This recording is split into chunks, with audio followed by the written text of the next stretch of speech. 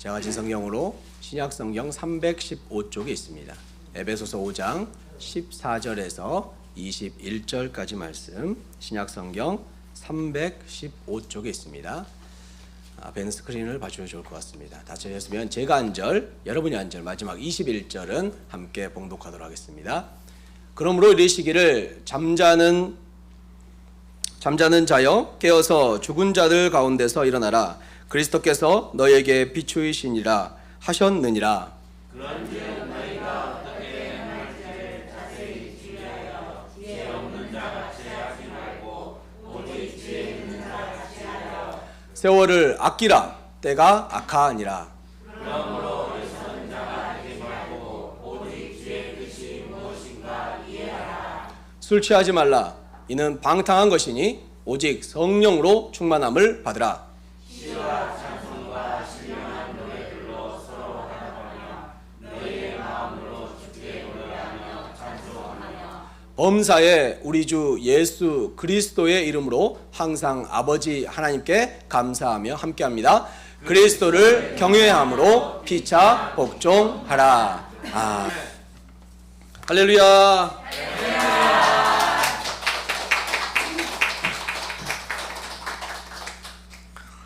먼저 주님의 은혜교회 창립 2주년이 됐는데 진심으로 축하드립니다.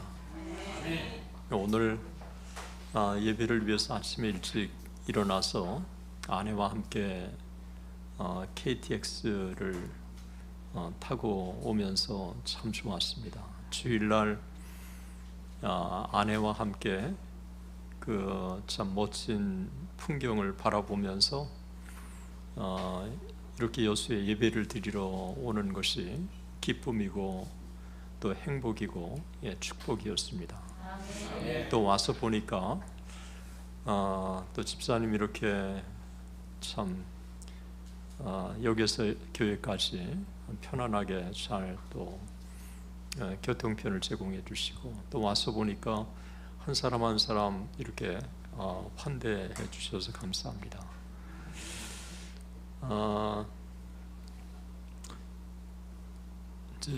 저에게는 특별하게 좋아하는 하나님의 말씀이 있습니다.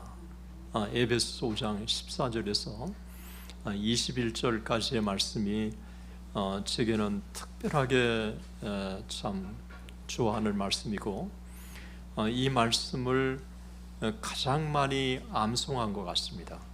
길을 가거나 시간이 될 때 가장 많이 암송하는 말씀인데 왜 이 말씀을 좋아하냐 하면 이 말씀은 에베소서의 결론일 뿐만 아니라 이 말씀 속에서는 교회가 또 그리스도인들이 어떻게 이 시대 속에서 믿음의 승리의 삶을 살아갈 수 있는지를 보여주고 있는 말씀입니다.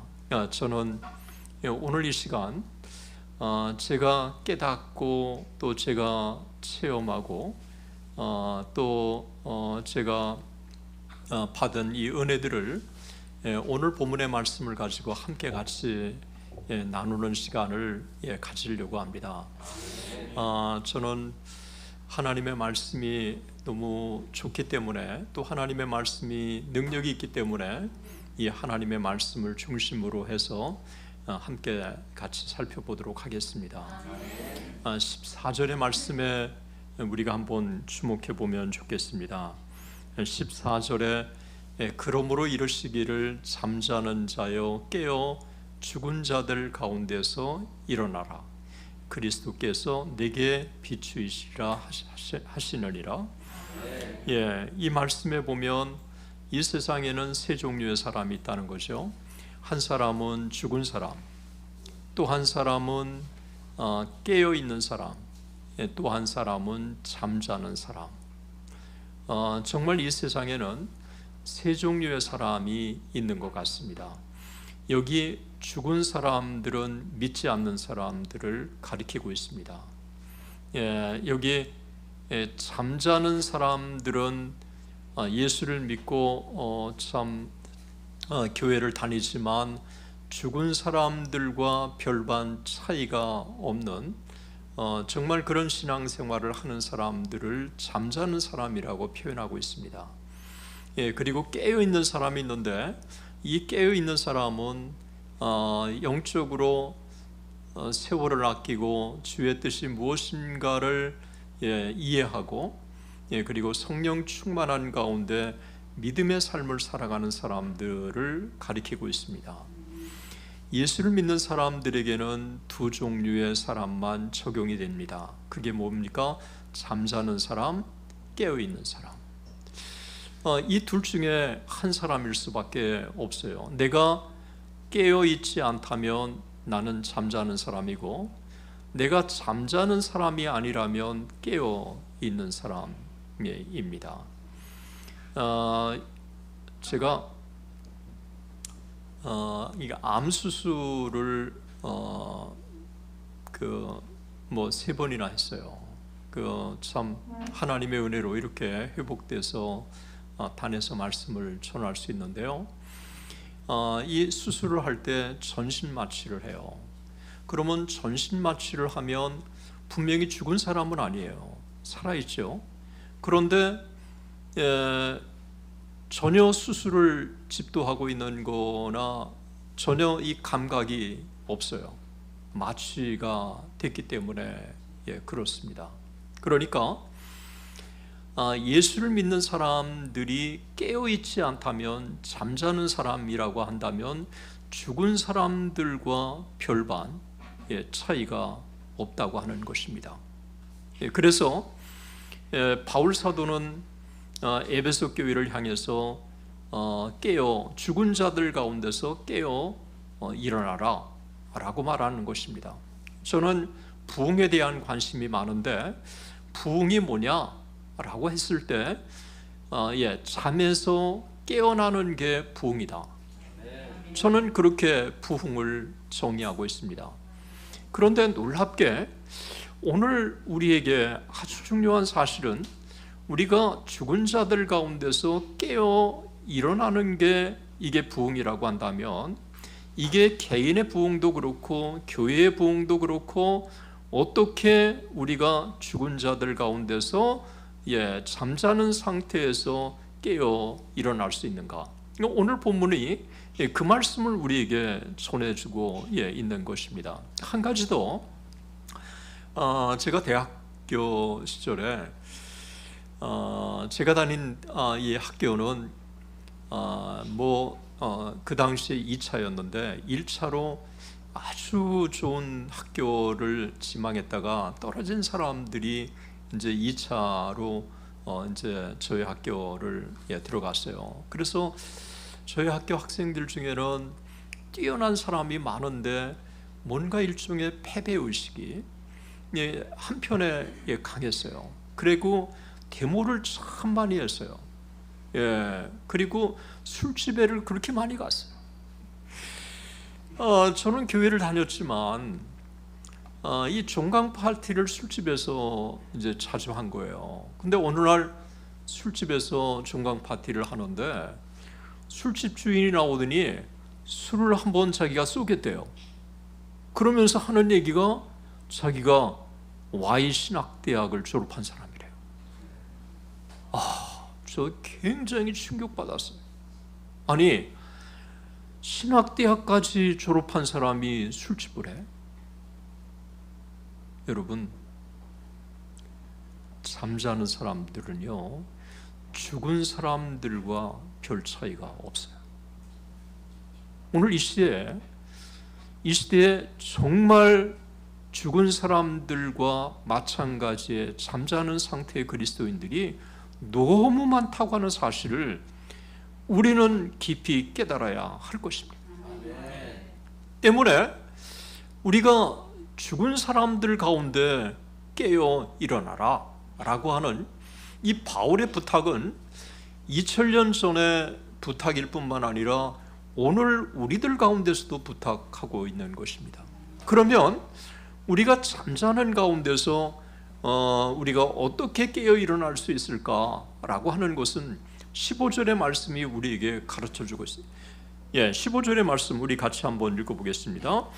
그런즉 너희가 어떻게 행할지를 자세히 주의하여 지혜 없는 자 같이 하지 말고 오직 지혜 있는 자 같이 하여 그 다음에 16절 세월을 아끼라 때가 악하니라.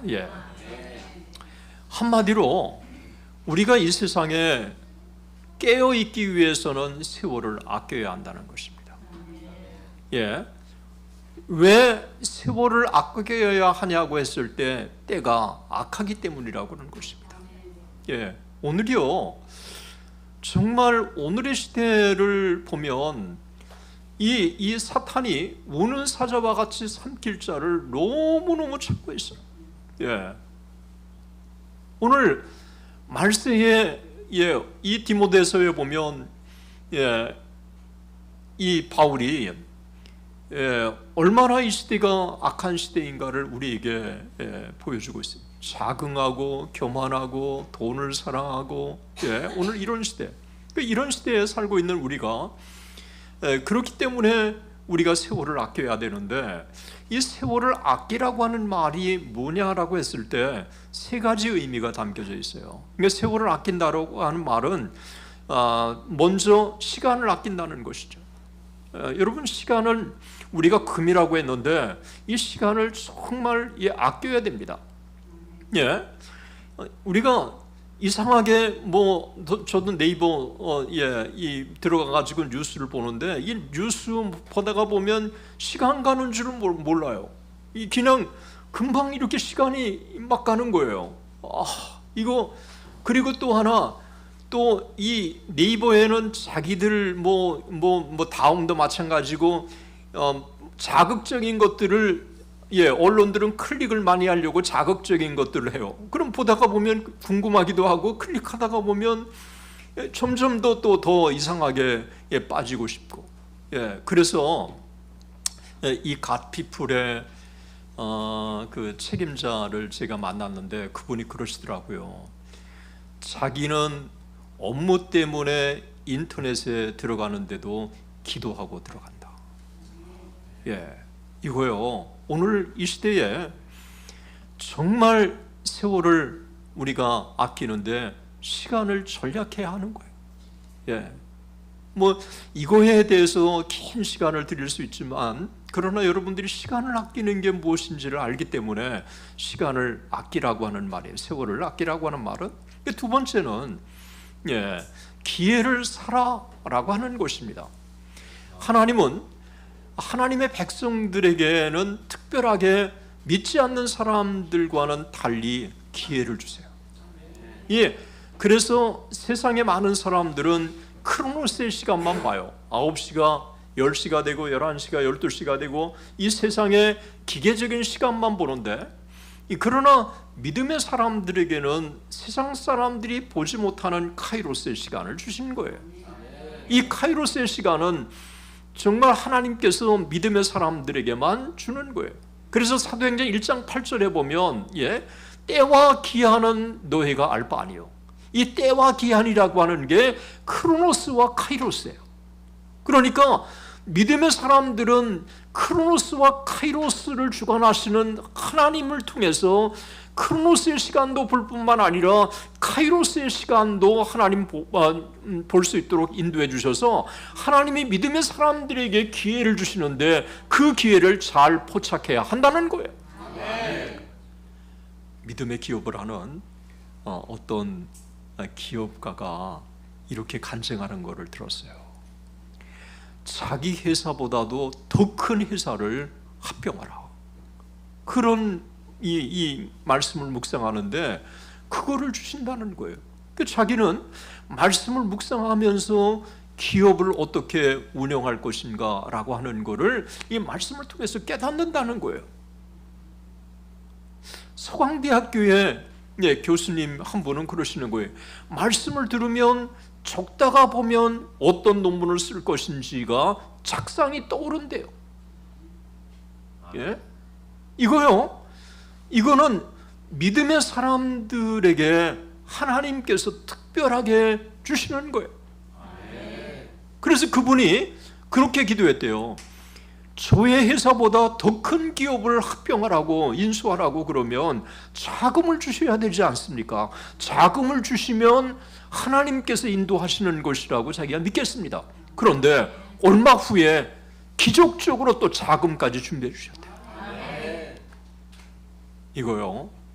때문에 믿음의 사람들은 하나님께서 세상 사람들이 보지 못하는 믿음의 사람들에게 주시는 이 특별한 기회를 주시는 거예요. 그래서 이 믿음으로 깨어있는 사람들은 하나님이 주시는 이 믿음의 기회를 잘 포착할 수 있는 것입니다. 세 번째는 보상하여 살아라고 하는 것입니다. 보상하여 살아. 이 말은요, 이 존 크리소스톰이라고 하는 황금의 입이라고 하는 초대교회 교부가 있었습니다. 이 황금의 입이라고 하는 초대교회 이 교부가 어느 날 이 부분을 이렇게 해석하는 거예요. 어느 날 집에 강도가 딱 들이대면서 이 시퍼런 칼을 통해서 주인의 목에 딱 들이대면서 너 가진 거 다 내놔, 그렇지 않으면 죽여! 라고 했을 때 이 집주인은 가장 소중한 목숨을 사기 위해서 자기가 갖고 있는 것들을 아낌없이 주지 않겠느냐. 이와 같이 믿음의 사람들은 가장 소중한 믿음을 사기 위해서 세상의 것을 아낌없이 우리가 줘야 한다는 거예요. 여러분 아멘이세요? 아멘. 그런데 우리가 정말 그렇게 삽니까? 사실 세상의 것들을 사기 위해서요, 믿음을 아낌없이 던지는 게 우리들의 모습이에요. 이거요, 이 부인할 수가 없어요. 제 안에도 이런 게 있다고 하는 사실을 발견하고 깜짝 놀랐어요. 교통료 위반해가지고 이 티켓 하나 안 받으려고 저 목사예요, 목사. 저 교수예요, 교수. 몇 푼 때문에 하나님을 팔고 교수라는 거 팔고 직업이라고 하는 팔고 제 안에 이상한 모습을 보고요, 하나님 앞에 회개한 적이 있어요. 우리는 이 세상의 어떤 것보다도 믿음이 소중하다고 하는 사실을 우리가 깨닫고 오히려 돈 몇 푼 벌기 위해서 하나님을 팔고 교회를 팔고 믿음을 팔아버리는 게 아니라 오히려 믿음을 사기 위해서 세상의 것을 아끼지 않는다면 우리 하나님께서 만물의 주관자가 되시고 이 세상의 모든 것들을 주관하신 그 하나님이 그런 정직한 사람들에게 은혜를 주시지 않겠습니까? 우리 하나님은 그런 사람들을 두 손 들어 축복하실 줄로 믿습니다. 제 역사를 보면요, 정말 하나님 앞에 신실하게 살려고 했던 그 자녀들, 그리고 그 후손들을 하나님은 두 손 들어 축복해 주셨습니다. 우리 시간을 아껴야 하고요, 우리 기회를 사야 하고요, 그리고 무엇보다도 정말 보상하여 사는 믿음을 사기 위해서 세상의 어떤 것들을 아끼지 않는 우리가 되어야 될 줄로 믿습니다. 아멘.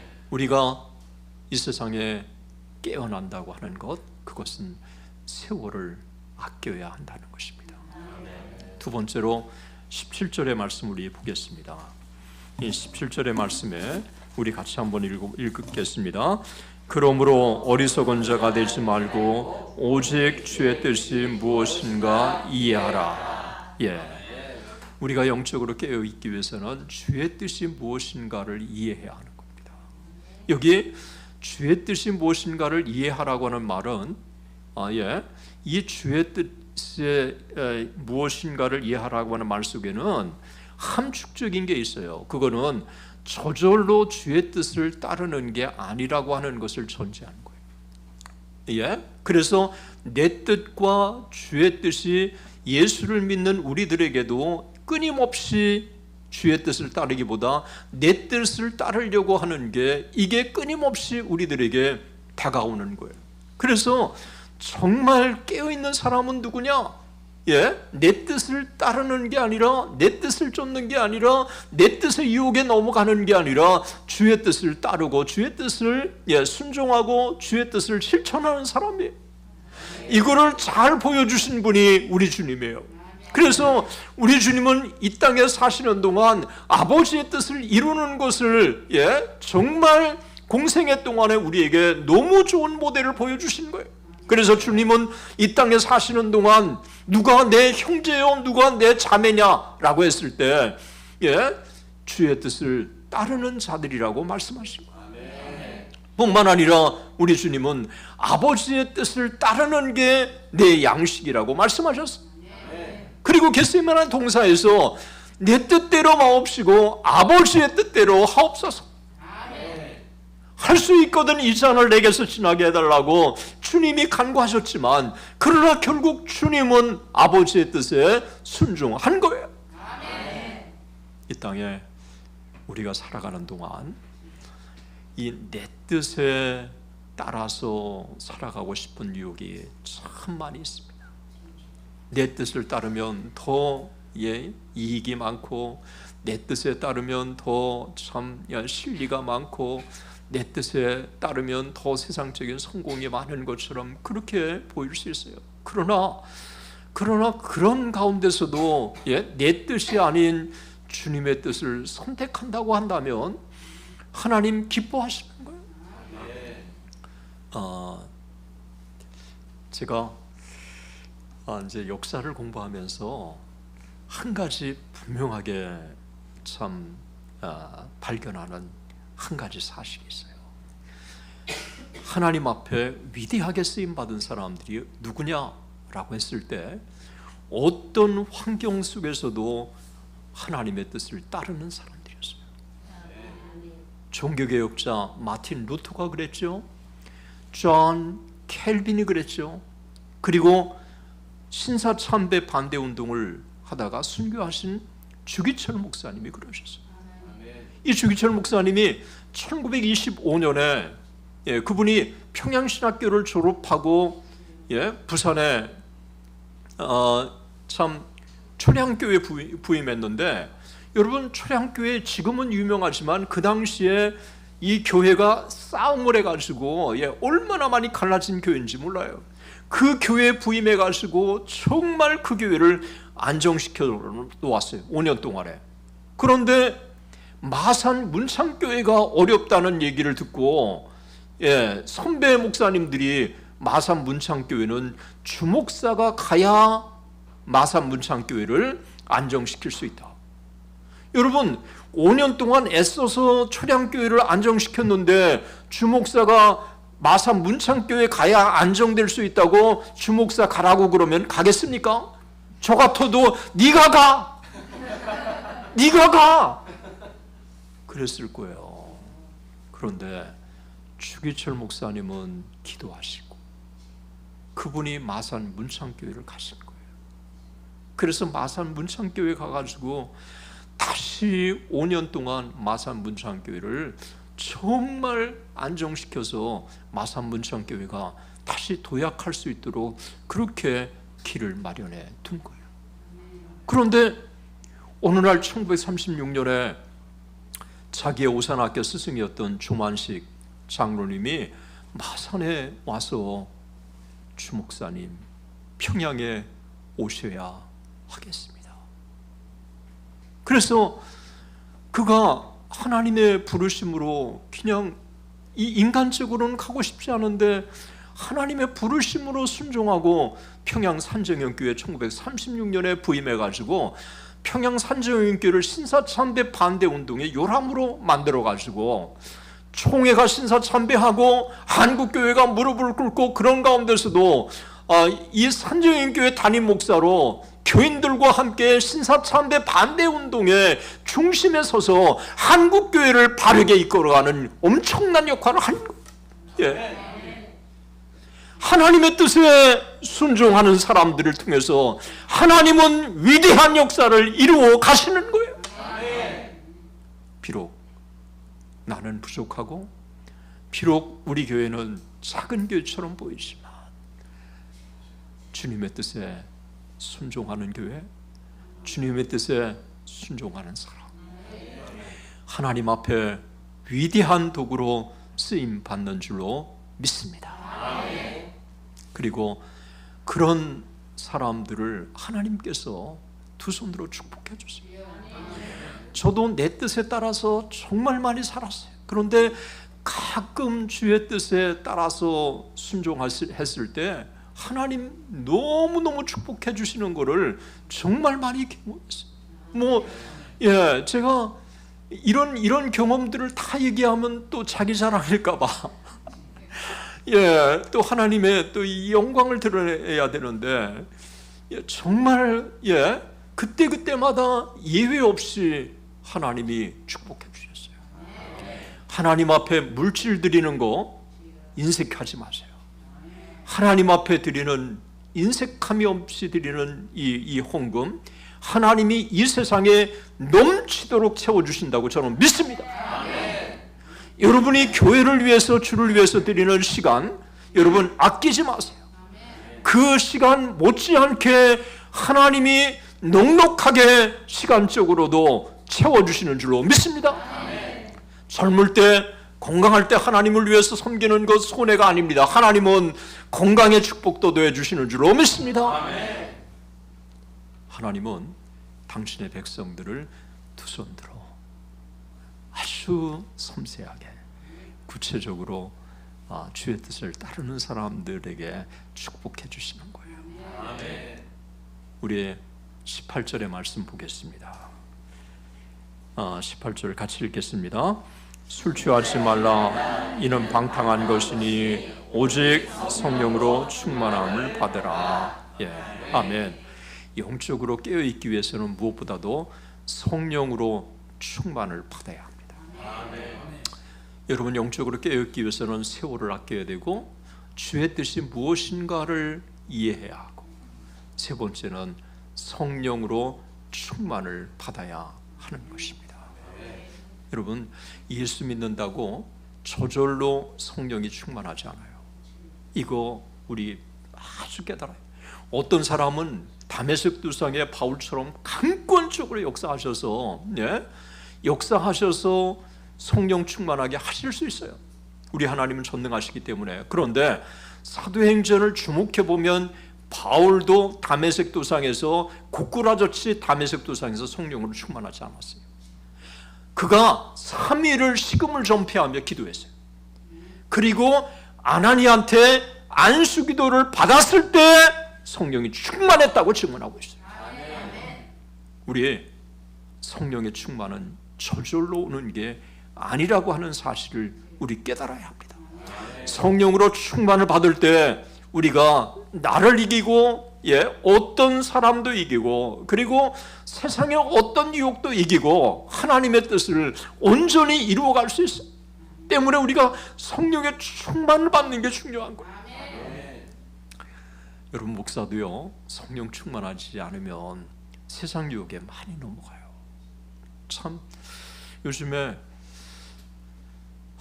참 목사님들이 언론에 자주 그냥 오르내리면서 비판을 많이 받기도 하고, 제 주변에 보면 참 목사님들 그러시지 않는 분인데 왜 저분이 저렇게 넘어졌을까, 참 이런 분들도 참 많이 많아요.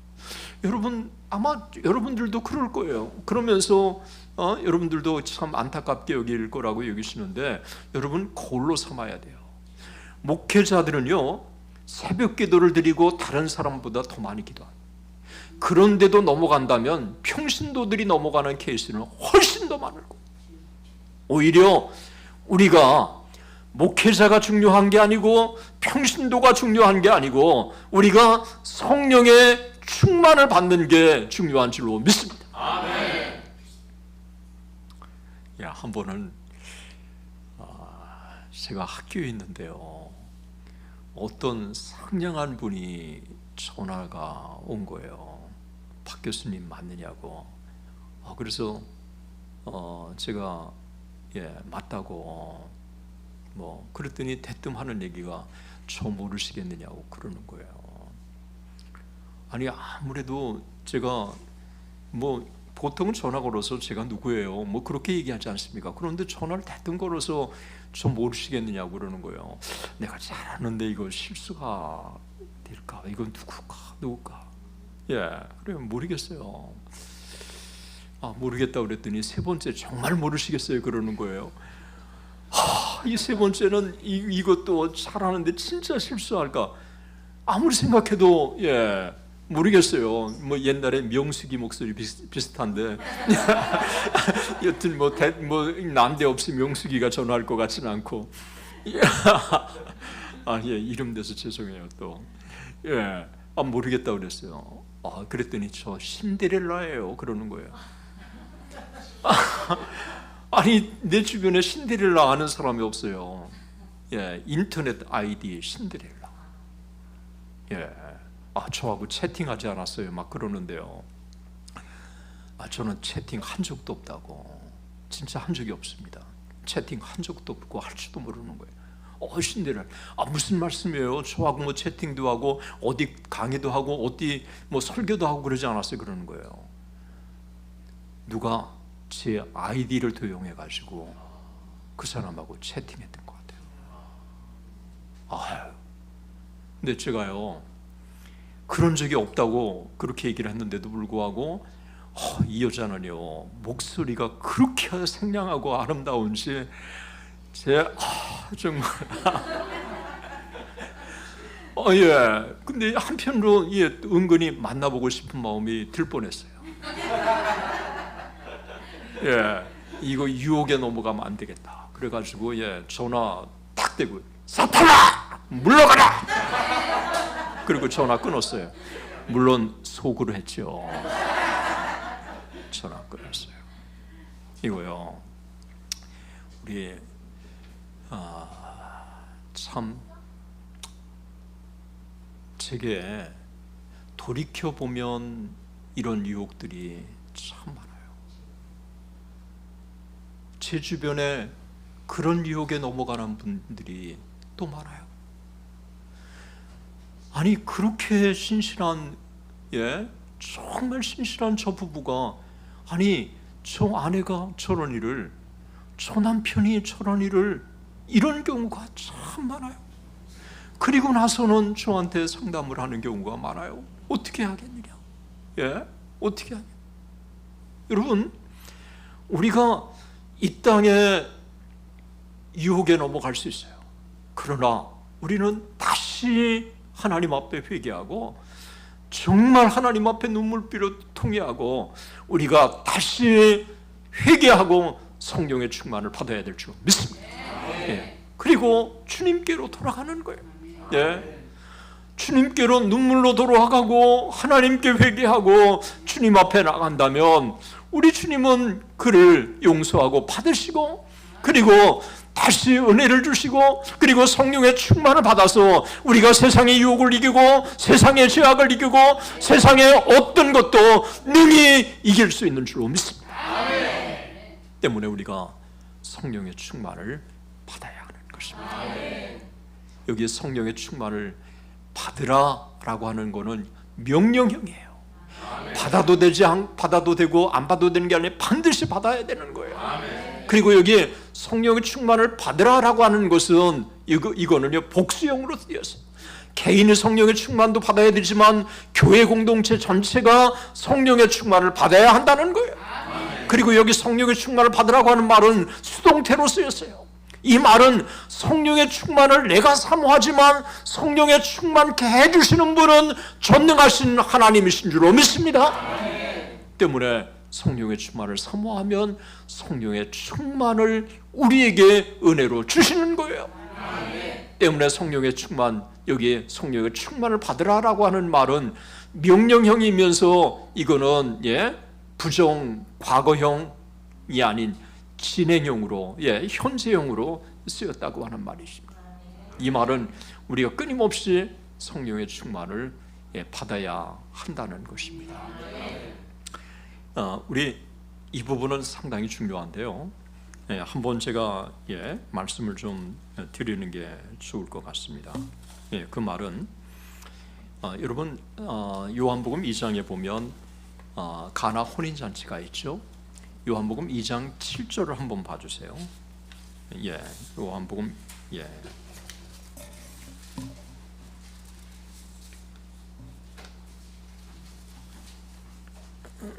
요한복음 2장 7절 누가 좀 읽어주세요. 2장 7절. 예수께서 그들에게 이르시되 항아리에 물을 채우라. 항아리에 물을 채우라라고 하는 말은요, 이거는 부정 과거형으로 쓰였어요. 명령형인데 부정 과거형으로 쓰일 때는 한 번만 딱 채우라는 거예요. 항아리에 물을 한 번만 채우라는 거예요. 그런데 명령형으로 되어 있는데 현재형일 경우에는 반복을 의미하는 거예요. 그런데 에베소 5장 18절에 성령의 충만을 받으라 라고 하는 말은 명령형인데 현재형이에요. 이 말은 뭘까요? 끊임없이 우리가 성령의 충만을 받아야 된다. 한 번 성령의 충만을 받은 게 아니라 우리는 끊임없이 성령의 충만을 받아요. 여러분, 성령의 충만을 과거에 한 번 받았다고 되는 게 아니라 우리는 끊임없이 성령의 충만을 받아야 되는 거예요. 그래서 이 성령은 우리 안에 내주하시지만 또 간구하면 우리 안에 성령이 더 충만히 임하시는 거예요. 그래서 우리는 끊임없이 성령의 충만을 달라고 하나님 앞에 기도하는 거예요. 그래서 성령의 충만을 받게 되면 더 충만을 받게 되면 세상의 유혹을 담대하게 이기고 다른 사람을 위해 기도할 때 기도의 능력이 더 나타나고, 그리고 하나님께서 은혜를 주심으로 말미암아 세상의 어떤 유혹도 이길 수 있는 것입니다. 때문에 우리가 성령의 충만을 우리가 끊임없이 성령의 충만을 받아야 되는 줄로 믿습니다. 그러면 어떻게 우리가 성령의 충만을 받을 수 있을까요? 성령의 충만은 사모하는 사람에게 주세요. 사모하는 사람에게. 누가복음 2장 13절에 보면 악할지라도 자식에게 좋은 것을 줄 알거든. 하물며 구하는 자에게 성령을 주시지 않겠느냐. 구하는 자에게 성령을 주시는 거예요. 두 번째로 술 취하지 말라라고 했어요. 이 말은 뭡니까? 죄를 끊어야 된다는 거예요. 술 취하지 말라라고 하는 말은 그 당시에 술이라고 하는 게 죄악을 나타내는 심볼라이죠. 그래서 개선 장군 앞에 여자들이 반나가 돼가지고 그냥 춤을 추고 그냥 그런 문화가 그 당시에 에베소의 문화였어요. 대낮에 술을 마시고, 그러니까 이 바울은 술 취하지 말라라고 그렇게 부탁을 한 거예요. 때문에 오늘 이 시대에 있어서 술 취하지 말라라고 하는 말은 달리 다른 것으로 우리가 나에게 약한 것을 적용할 수 있어요. 어떤 사람은 술에 약할 수 있고, 어떤 사람은 돈에 약할 수 있고, 어떤 사람은 성에 약할 수도 있고, 다 다른 사람들에게 이 약한 부분이 있어요. 그래서 때문에 우리는 하나님 앞에 이 죄에 대한 고리를 끊어버려야 돼요. 여러분, 이 회개라고 하는 말이 회개라는 말은 인정하고 동의하고 그리고 돌아서는 것까지 이 회개예요. 그래서 우리가 죄악을 철저하게 우리가 이 죄악을 끊어버려야 하는 것입니다. 그리고 세 번째로는 약속의 말씀을 붙들고 기도해야 하는 것입니다. 저는 어느 날 이 말씀이 제게 큰 은혜가 됐어요. 성령의 충만을 받을 수 있기 때문에 성령의 충만을 받으라고 명한 것이다. 그리고 성령의 충만을 받은 성경의 인물들이 참 많다. 그리고 성령의 충만을 받은 기독교 역사의 인물들도 참 많다. 그렇다면 나도 성령의 충만을 받을 수 있다. 때문에 약속의 말씀을 붙들고 하나님 앞에 기도하는 거예요. 여러분, 아이들이 와서 아빠 약속했잖아. 그러면 기억이 안 나는데 약속했다고 그러면 이 들어줘야 하는 거 아니겠어요? 약속했는데 또 아들이 아빠가 약속도 안 했는데 약속했잖아. 그렇게 거짓말 하겠어요? 아이들은 순진하잖아요. 지나가는 말로 하든지 뭐 하든지 약속했. 제가요 2002년 기억나요. 월드컵 때 우리가 한국 4강에 한국이 들어갔잖아요. 딸아이가 초등학교 그때 5학년이었는가 그랬는데 딸아이가 핸드폰 사달라는 거예요. 핸드폰 가진 애들이 많다고. 그래서 제가요 뭐라고 얘기했느냐 하면 대한민국이 4강 들어가면 핸드폰 사주겠다고 얘기를 했어요. 이 4강에 들어갈 리가 없다고 생각해가지고 4강에 들어가면 핸드폰 사준다고 그랬는데 한국 대표팀이 4강에 들어간 거예요. 4강. 그 당장은 안 사줬지만 그거 안 사줄 수가 없었어요. 결국은 사줬어요. 약속을 한 거니까. 우리가요 하나님 앞에 약속의 말씀을 붙들고 기도하면 힘이 있어요. 하나님 이 약속의 말씀 이렇게 약속하셨지 않습니까? 하나님 이 은혜를 우리에게 주십시오. 그래서 성령의 충만을 약속하시지 않았습니까? 그래서 약속의 성령의 충만을 사모하고 눈물로 하나님 앞에 죄악을 끊고 회개하고 그러면서 하나님 약속의 말씀을 붙들고 하나님 기도합니다.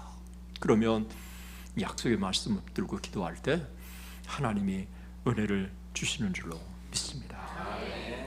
그렇게 될 때 영적으로 우리가 깨어날 때 시와 찬미와 신령한 노래로 서로 화답하고 너의 마음으로 주께 노래하고 범사에 우리 주 예수 그리스도의 이름으로 항상 아버지 하나님께 감사하며 그리스도를 경외함으로 피차 복종하라.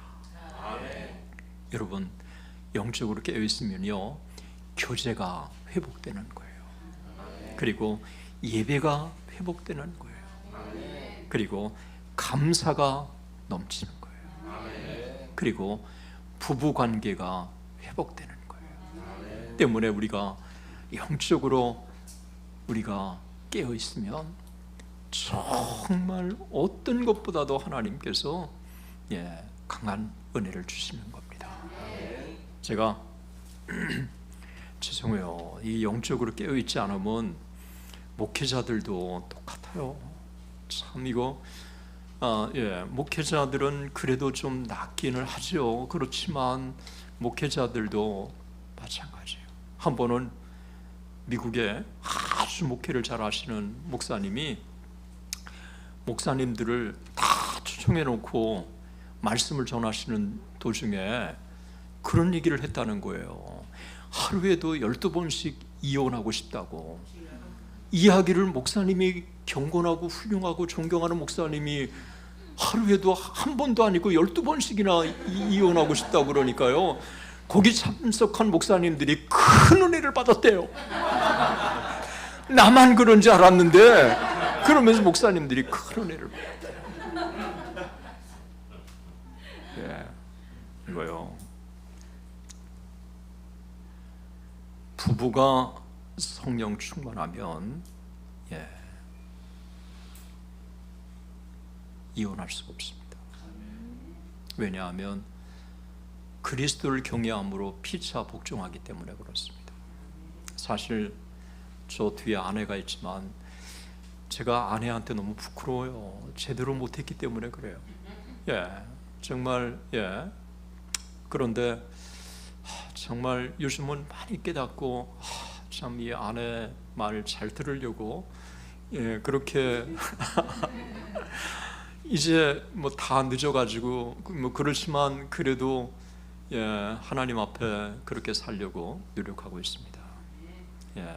성령 충만하면 부부 관계도 회복되는 겁니다.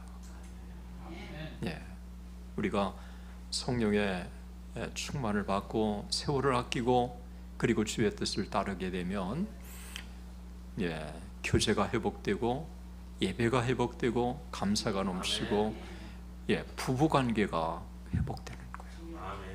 사실 이러면 어떻겠습니까? 그러면 부부 관계가 회복되고 자녀들과의 관계가 회복되고 종과 상전과의 관계가 회복되고 그러면 이 험한 세상을 승리하며 살아갈 수 있지 않겠습니까? 제가 여러분에게 꼭 부탁드립니다. 저는 에베소 5장 14절에서 21절을 암송하고 늘 힘이 없을 때마다, 또 제가 낙심 가운데 있을 때마다, 그리고 제가 영적으로 잠들어 있을 때마다 이 말씀을 가지고 다시 도전을 받고 또 하나님 앞에 나갑니다. 우리 모두 영적으로 세월을 아끼고 주의 뜻이 무엇인가를 이해하고, 그리고 무엇보다도 성령 충만함으로 우리 모두 죽은 자 가운데서 깨어나서 이 험한 세상 믿음으로 승리하는 우리 모두가 되시기를 주님의 이름으로 축원합니다. 기도하시겠습니다. 사랑의 하나님 아버지, 하나님의 은혜와 사랑을 감사합니다. 하나님께서 세우신 주님의 은혜교회 창립 2주년을 맞았습니다. 아버지 하나님, 2주년 동안 하나님께서 주신 은혜가 너무 크고 놀랍거니와 앞으로 하나님께서 몸된 교회를 이 땅에 하나님의 영광의 도구로 사용해 주시옵소서. 우리가 깨어있게 하시고 하나님의 몸된 교회가 깨어있어서 아버지 하나님, 정말 죽은 자와 방불한 이 험한 세상, 아버지 이 가운데 깨어있는 교회가 되게 하시고 깨어있는 그리스도인들이 되어서 아버지 하나님의 몸된 교회가 이 땅에 존귀하게 쓰임받는 역사가 있게 해 주시옵소서. 믿사옵고 살아계신 우리 주 예수 그리스도의 이름으로 기도드립니다. 아멘.